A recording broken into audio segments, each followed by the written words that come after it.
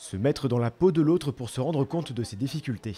Cet après-midi, c'est découverte de l'aviron au village paralympique de Blois. Qu'est-ce que tu as bien aimé alors? La coordination, j'aime bien ça. Et sinon, oui, c'est super.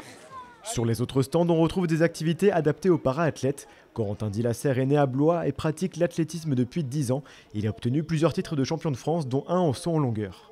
Ce sportif souffre de plusieurs handicaps, dont une dyspraxie qui affecte son système nerveux. Je trouve que c'est important de sensibiliser les gens, d'expliquer tout type de handicap et que des fois il y a des personnes qui ont du mal qui ont certains handicaps et qui ont du mal à, je vais donner des exemples, mais à faire certains mouvements. Il y en a, ils sont trisomiques, il y en a, ils sont déficients intellectuels comme moi.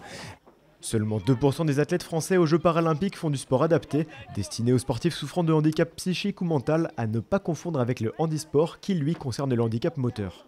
Cet après-midi, la fille de Mickaël Caron s'essaye au basket fauteuil. Elle a l'avantage d'avoir toute sa motricité, mais elle est quand même reconnue avec un petit handicap.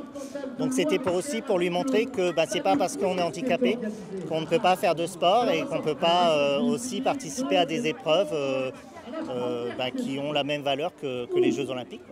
24 athlètes vont se relayer autour du château royal de Blois avec un allumage du chaudron olympique prévu à 19 h.